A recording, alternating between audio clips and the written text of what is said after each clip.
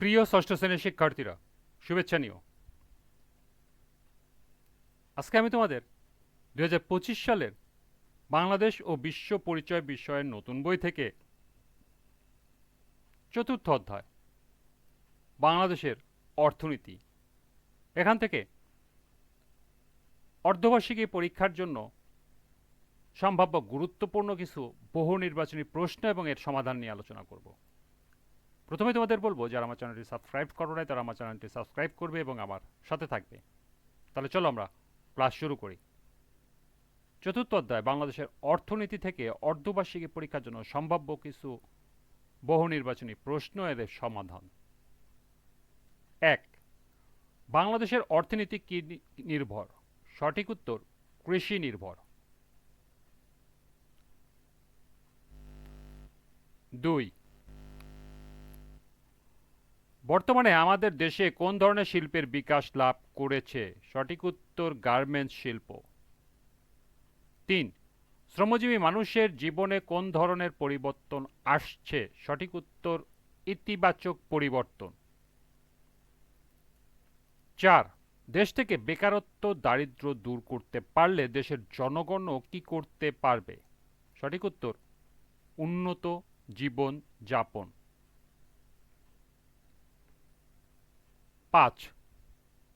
কোনো সমাজ বা জনগোষ্ঠী সাধারণত যে ধরনের অর্থনৈতিক কাজ করে জীবন ধারণ করে তাকে কি বলে? সঠিক উত্তর সমাজ বা জনগোষ্ঠীর অর্থনৈতিক জীবনধারা। শহরাঞ্চলে অর্থনৈতিক জীবনধারা কেমন?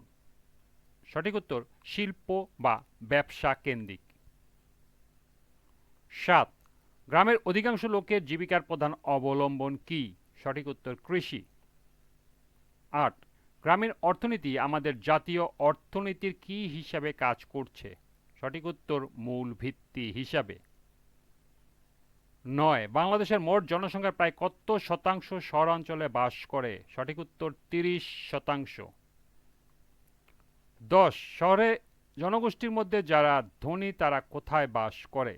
সঠিক উত্তর নগরীর অভিজাত এলাকায়। 11. শহরগুলোতে ভাসমান মানুষেরা কোথায় রাত কাটায়? সঠিক উত্তর অস্থায়ীভাবে ফুটপাত, পার্ক, রেল স্টেশন, লঞ্চঘাট ইত্যাদিতে রাত কাটায়। 12. শিল্পপতি, ব্যবসায়ী, চাকরিজীবী, পেশাজীবী, শ্রমিক, দিনমজুর, বস্তিবাসী সবাই মিলে কি সচল রাখে? সঠিক উত্তর শহরের অর্থনৈতিক জীবনকে। 13. কিসের ফলে আজ বাংলাদেশে গ্রাম ও শহরের মানুষের জীবনধারার পার্থক্য কিছুটা কমে আসছে? সঠিক উত্তর শিল্পায়ন ও নগরায়নের ফলে। 14. গ্রাম ও শহর একে অপরের উপর কি বাড়ছে? সঠিক উত্তর নির্ভরশীলতা। 15.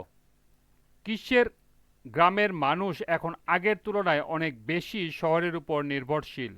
সঠিক উত্তর লেখাপড়া, কর্মসংস্থান, চিকিৎসা ইত্যাদির জন্য।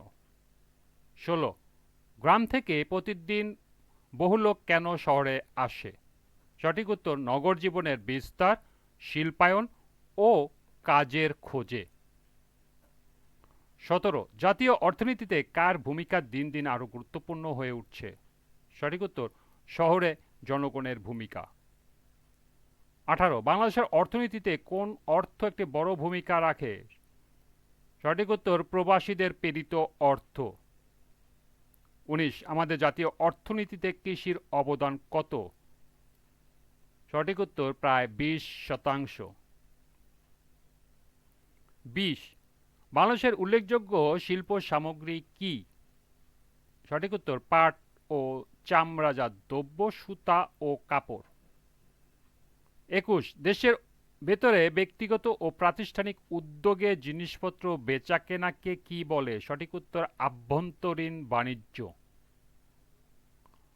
22. দেশের অর্থনীতিকে সচল রাখতে কোন বাণিজ্য একটি গুরুত্বপূর্ণ ভূমিকা পালন করে? সঠিক উত্তর আভ্যন্তরীণ বাণিজ্য। 23. আইন শৃঙ্খলা বাহিনী কোন খাতের অন্তর্ভুক্ত? সঠিক উত্তর সেবা খাত। 24. ব্যাংক বীমা কোন খাতের অন্তর্ভুক্ত? সঠিক উত্তর সেবা খাত। 25 তৈরি পোশাক শিল্প কোন খাতের অন্তর্ভুক্ত? সঠিক উত্তর শিল্প খাত। 26 শিক্ষা কোন খাতের অন্তর্ভুক্ত? সঠিক উত্তর সেবা খাত। 27 পশুপালন ও মৎস্য চাষ কোন খাতের অন্তর্ভুক্ত? সঠিক উত্তর কৃষি খাত।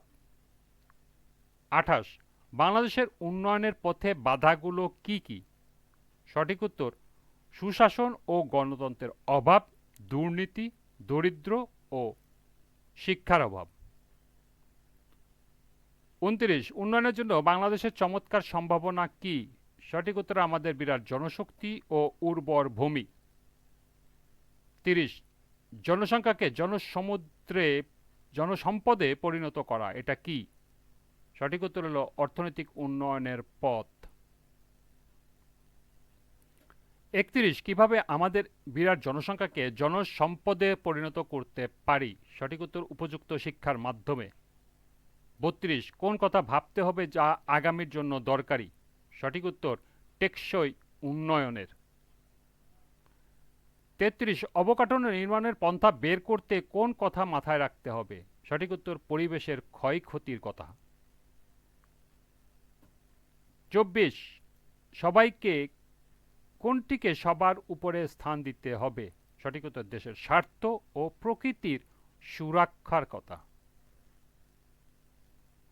35 কোন ধরনের মানুষ রাষ্ট্র ও সমাজের কোনো কাজে আসে না? সঠিক উত্তর হলো অদক্ষ মানুষ। 36 কোন ধরনের মানুষ রাষ্ট্রের অর্থনৈতিক কার্যক্রমকে গতিশীল করতে পারে? সঠিক উত্তর দক্ষ মানুষ। 37 কি নিয়ে কোনো দেশ দরিদ্র থাকতে পারে না? সঠিক উত্তর শতভাগ দক্ষ জনশক্তি। 38 বাংলাদেশ কিরূপ দেশ?